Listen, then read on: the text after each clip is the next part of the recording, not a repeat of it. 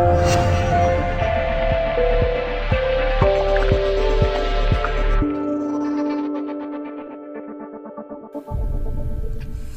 there, my name is Eric, also known as Minefield on the forums or Vapor Chase on YouTube, and in this video I want to continue this series that I'm doing in the Introduction to Electronic Cigarettes and start to talk about what kind of changes you can expect to happen to you when you quit smoking and start vaping. When you switch exclusively over to electronic cigarettes, there are going to be some changes that you're going to experience, and some are good, some are really good, some of them are not so good. When you quit smoking and start vaping, the thing is, vaping is not like smoking. When you smoke, you're inhaling thousands of toxic chemicals. Your lungs are getting coated with tar and smoke particulate and nicotine and everything. All that kind of stuff is going into your lungs and coating your lungs and everything like that. So when you quit smoking and start vaping, a lot of things are going to start to happen. And they may be confusing, they may be kind of making you freak out a little bit. So I want to talk about some of the things you may experience. Now, just as a disclaimer, not everything happens to everyone in the same way or to the same degree. Some people experience some of the symptoms, other people don't. Some of them experience them to a certain degree, some of them experience it to a lesser degree. So how you experience this is going to be different for everybody. So some of these you may experience, some not. They may hit you hard, they may not hit you hard. But I just want to talk about the different kind of things you can expect. So first thing you're going to find is that when you start vaping, you're suddenly going to feel more thirsty. Especially if you vape before bed, you go to bed, you get up in the morning, and suddenly you've got this dry cotton mouth thing going. Well, that's because both propylene glycol and vegetable glycerin, which you may remember from the previous video, are two of the primary components in e-liquid, are what's known as they're desiccants, or they essentially absorb liquid. They absorb moisture. In fact, propylene glycol is often used in hospital HVAC systems, and they're pumped through the air systems because they are used to trap and basically kill bacteria by drying them out. So it is kind of an antibacterial in that sense, or at least an antimicrobial. And you'll find that when you start vaping, your mouth is going to be a lot more dry. So what you're going to have to do is increase your intake of water a fair bit. Now, if you already drink a lot of water, which I already did, it may not hit you quite as hard.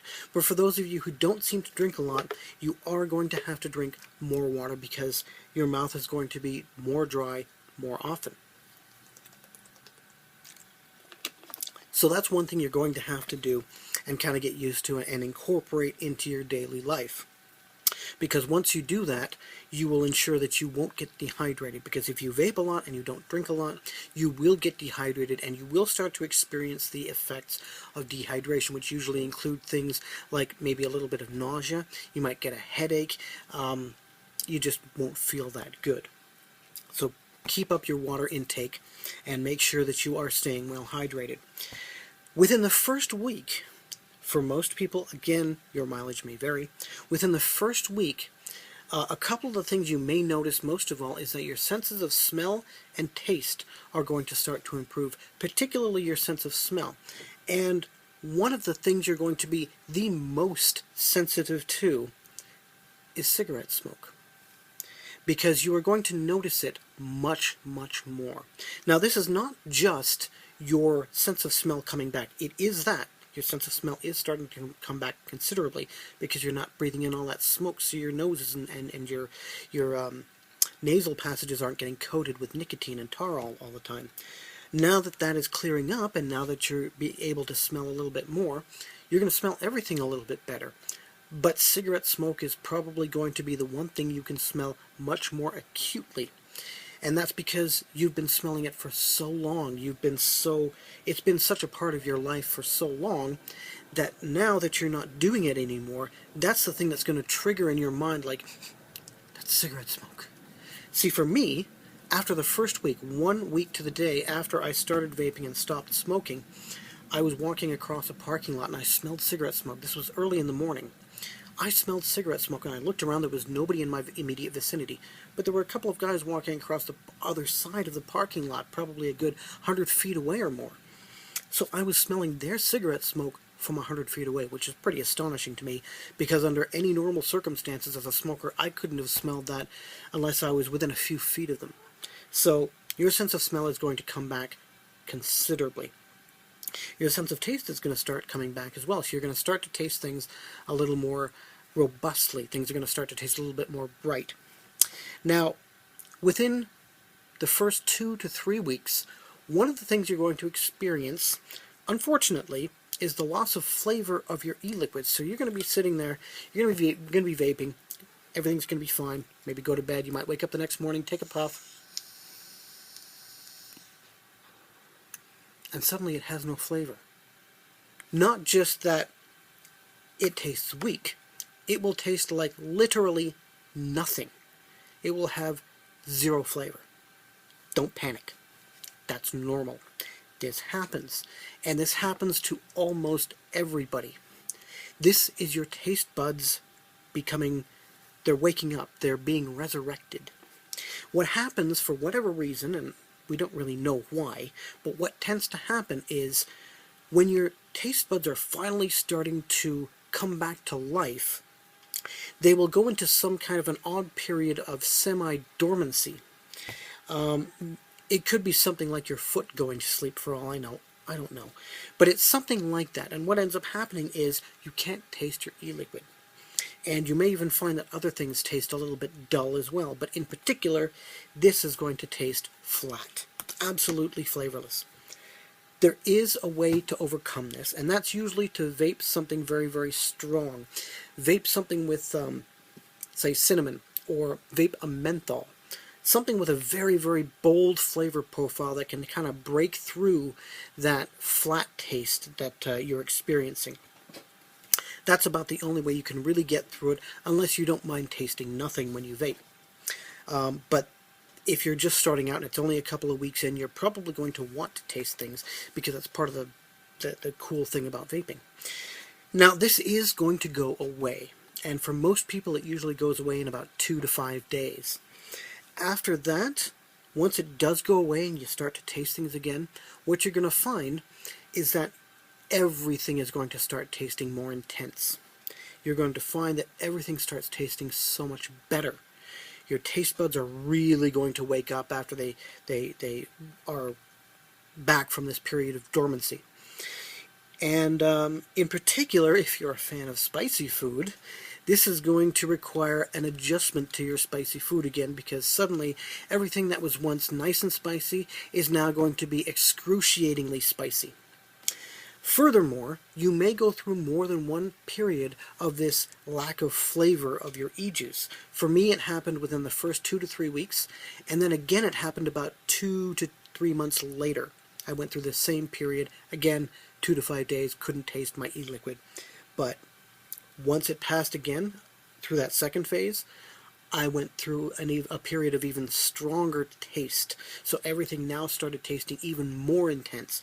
And I used to love dousing everything in Tabasco, and suddenly I wasn't even able to stand Tabasco. It was so spicy. So just keep that in mind if you're a fan of spicy foods. So that's what you can expect within the first 2 to 3 weeks. In about 3 to 8 weeks, one thing you're going to experience, or may experience, again, your mileage may vary, is the dreaded lung purge. What happens is, you've been filling your lungs with crap for however many years you've been smoking. For me, it was 23 years. What ends up happening is, after you quit smoking, suddenly your lungs feel much freer. Because even though you're still inhaling vapor that contains nicotine, it doesn't contain all the tar and all the nasty crap that you were getting from cigarettes. So now, your lungs suddenly have the leisure to try and get rid of all the crap that was in there. So suddenly, for a while, you're going to start to experience much higher phlegm production. I know that sounds gross, but, well, we all got to go through it. Well, most of us do anyway. And you're going to start to produce much more phlegm as your lungs start to get rid of all the crap that was in there. May only last a few days, might last a week or two. and it may depend on how heavy a smoker you were in the first place. But if you do go through this, you can expect it to last a little while. But once it's done, once it's over with and the lung purge is done, you'll suddenly find you don't have to clear your throat as often. You don't have to do that thing like I was doing every 5 minutes. That will stop. That will go away. You won't have to do that anymore. And for me, that was such a relief because I hated doing that. At my day job, I have to work on the phone quite a lot, and having to clear my throat every 5 minutes made me very self-conscious. So not having to do that anymore was a real relief, believe me. Also, you won't be waking up with the morning cough, or the midnight cough, for that matter. So that's something that's going to clear up as well, and that's going to happen within the first, few weeks anyway, 3 to 8 weeks. Everybody's different. You may not experience it. It may take a few months to get to it. After that, and within this period too, you may also experience some unexpected acne, what we call the quit zits. Quit zits are a sudden outburst of acne. This may or may not be accompanied by a kind of an oily yellow discharge from your pores. These are your body's way of purging a lot of that crap through your skin. Not everybody experiences this. I didn't get the quit zits or that oily discharge, but some people do experience a period where they get this kind of yellowish tinged oily discharge, as well as the quit zits or the acne. Again, this is your body purging itself of its crap. Some people, it all happens in the lungs. For other people, it can happen through the pores. But essentially, this is all part of the same kind of package of your body, just trying to get rid of all that crap that you put into it when you were a smoker. So this is something you have to go through as well. And during this period as well, you're going to also find that your sense of smell and taste is going to continue to improve.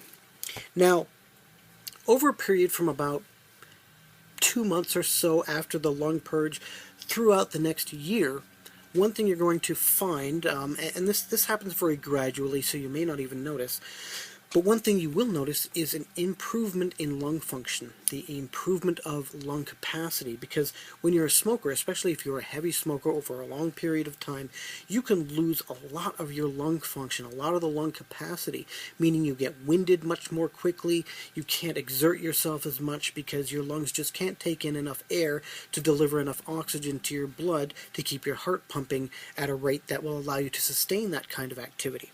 So when you quit, just like if you quit smoking, you will find that as your lungs are purging themselves of all this crap and healing, your lung capacity is going to improve. And this is going to bring with it an improvement in breathing. You're going to be able to breathe easier, breathe more deeply, and because of this, because your lungs are now able to take in and deliver more oxygen to your blood, this is going to create a natural increase in the amount of energy you have as well. So all of this is going to occur over a period of a year, maybe even a little longer, depending on how damaged your lungs were. So this is another thing that you can expect to have happen over a longer period of time, whether you keep vaping or not. Even if it's something that you keep vaping, as I have for the last 2 years and change, this is going to happen regardless, because electronic cigarettes don't really have any effect on your lung function. They don't fill your lungs with crap, or at least as far as we know they don't. And that is pretty much shown in evidence by the fact that those of us who switch to vaping over the long haul have all experienced this improvement in lung function, and many of us who have had doctor's visits who have told us that our lung function has improved know this for an absolute fact. So that's something that you can experience as well when you switch to vaping. Now, so that's kind of a brief timeline, an overview of some of the things you can expect to experience as you switch to vaping and give up the cigarettes. This is not, again, necessarily an exhaustive list or an exact timeline. Your mileage may vary, as I keep saying. Everybody is going to be different, so the symptoms may differ, the severity of those symptoms may differ, and the timeline that they occur at may differ as well. Now, something I want to talk about right now is the nicotine in your e-liquid. When you're first starting out, you probably don't know where you're supposed to start, what level of nicotine you should start at. And you may think that the more heavy a smoker you were, the higher the nicotine level you're going to require. Unfortunately, there isn't really a correlation there. The strength of the e-liquid really doesn't have very much of a relation to the amount of smoking that you did. Effectively, the strength of the nicotine that you need is going to be based on a few components. One of which is how much you liked throat hit. Throat hit is that sensation you get in the back of your lungs, like the top of your lungs, the back of your throat. When you inhale your smoke or inhale the vapor, you get this kind of contraction feeling right here around your esophagus. It's like it squeezes and you get this kind of thump in the back of your throat. It's like a sharp, brief thump. That's what we call throat hit. Now, the higher the nicotine content, the stronger and the sharper that throat hit is going to be. My recommendation is usually start off at an 18 milligram liquid. That may seem high, but 18 milligrams actually refers to 18 milligrams per milliliter. And a milliliter is a lot of e-liquid. For most of us, for the average vapor, 1 milliliter of e-liquid generally tends to last us about 3 or 4 hours. So that's the equivalent of quite a few cigarettes. So even though it seems like a lot, 12 milligrams or 18 milligrams or 24 milligrams seems like a lot, that is actually a measurement per milliliter. And a milliliter of e-liquid is something that's going to last you probably at least an hour or two, for most of us 3 or 4. So what you start off with is going to depend on how much you crave that throat hit. Me, I am a big throat hit craver. I love my throat hit. That is my number one requirement, is throat hit. Beyond that, I like flavor, I like the vapor, but throat hit is number one. So if you need a strong, really kind of thump, really kick in the throat there, kick in the esophagus, then you're probably going to want to start out with at least 18 milligrams. So when you choose your e-liquids, choose one at about 18 milligrams. And if you can spare the money, you might want to try samples of maybe a 12 and maybe a 24, so that you've got a basis for comparison. So you can try your 18, see how that hits you, and then you've got a 24 and a 12 to try as well, to see how they fit into your vaping experience. And then you can kind of decide, well, 18's too strong, the 12 hits me much better, so maybe I should stick with that, or maybe 18 doesn't feel like enough, let me try the 24. So that's to start off with. However, your body is going to have an upper limit of nicotine that it can handle. And unfortunately, this upper limit is not going to make its presence known until it's had its fill of nicotine. At first, you may find yourself vaping a lot. This could be for a number of reasons, because it might be for the novelty. You think this is awesome, this is really cool, you want to do it all the time, so you're going to be vaping quite a lot. It may be craving. You may not have enough nicotine. You may have got a juice that's a little bit too low, and you need something higher, so you're vaping a lot to make up for the difference in nicotine that your body thinks you need. So when you finally hit your sweet spot, you find the level that you're most comfortable with, that gives you the best throat hit, that gives you the most satisfying experience, you're probably going to stay there for a while. You may even stay there permanently. But one thing to keep in mind is that your body is going to have an upper limit as to how much nicotine it can actually handle in the long term. For me, I started off at an 18, and that was fine for a while, but I was vaping a lot, so I stepped it up to a 24. And a 24 for a while was absolutely perfect for me. It was hitting me really strong, it was giving me enough nicotine, and it was fine for about 3 months. 3 months in, I started to get the symptoms of, at the time I didn't know, but I later learned that I was getting the symptoms of a nicotine overdose, just the beginnings of a nicotine overdose, which was my body's way of saying, whoa, hey, this is a little bit too much here, I think we need to tone this down a bit. So for me, those included things like a mild headache, like a sinus headache. I was feeling a little bit of nausea sometimes, and I was starting to get these random heart palpitations, which were probably the thing that freaked me out the most. And I didn't know what these were at the time, and in fact, these symptoms actually caused me to quit vaping and go back to smoking for a little while because I didn't know what they were, and for whatever reason, and I assume this has something to do with I just wasn't thinking at the time, but I didn't think to ask if anybody knew what this was about. So I went back to smoking for a little while, and then I came back to vaping after I finally learned, hey, this is a symptom of you know, too much nicotine. So I reduced my nicotine, and at the same time I was changing my devices, upgrading my devices, so I was able to kind of mitigate the lack of throat hit from stepping down the nicotine level with a higher voltage device and cartomizers that produced better vapor, so I was getting more nicotine, but at a lower level. Excuse me. So that is what you can kind of expect to experience if suddenly your body is starting to try to tell you, hey, this is too much nicotine, we need to cut down. So if you start experiencing things like a headache, like heart palpitations, kind of low-level nausea, this is something you may want to have to do suddenly. Now, if you don't have an e-liquid on hand that is a lower nicotine level, you can actually reduce the nicotine level by cutting it with glycerin. Now, you can buy glycerin, USP grade glycerin, by the way. This is very important. It has to say USP on it. You can find glycerin at most drugstores, pharmacies. Usually you'll find it in the place either where the lotions are, like calamine lotion and witch hazel and stuff like that, because it is used to treat dry and cracked feet, so it is kind of a lotion in that sense. But it may not be there. It depends on your pharmacy. That's where I find it generally most commonly. So you can find some glycerin and you just pour some in to dilute it and just kind of mix it down. That will reduce the nicotine level in your juice. But what you want to ultimately do is start buying lower level nicotine e-liquids and just start vaping those.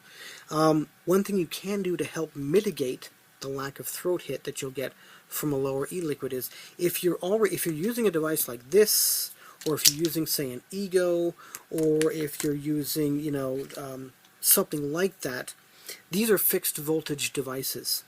So one thing you can do, and we'll talk about this at a later time, but what you can do is there are cartomizers you can buy, and usually there will be different types. So you can get a standard resistance cartomizer, or you can get a low resistance cartomizer. And what you might want to try doing, and the explanation of the differences between the two is a little bit technical, so a little bit beyond the scope of this particular video, but what it really means is lower resistance cartomizers produce warmer vape and more vapor, so you get more nicotine, better throat hit. So what you might want to do is try a low resistance cartomizer instead of a standard if that's what you're using right now.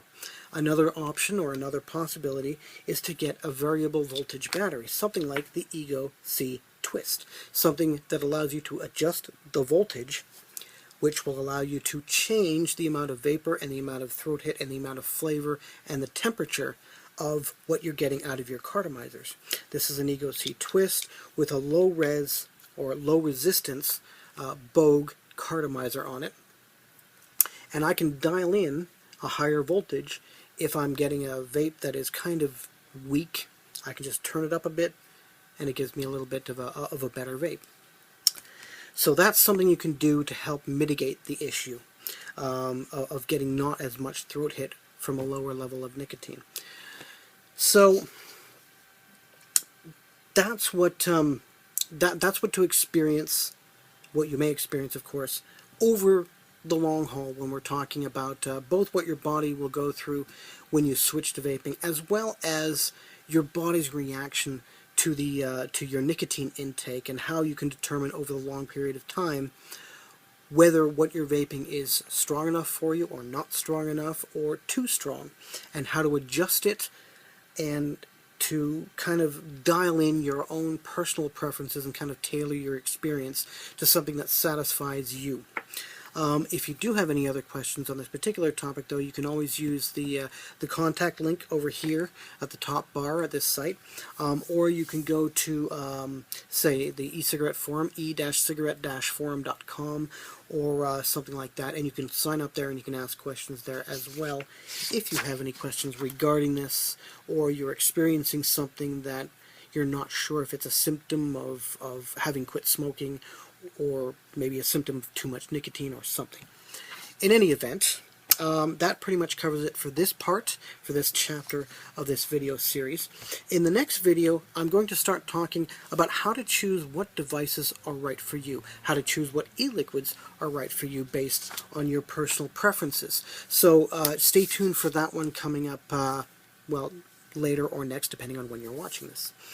In the meantime, for Vast Vapor, my name is Eric, and happy vaping.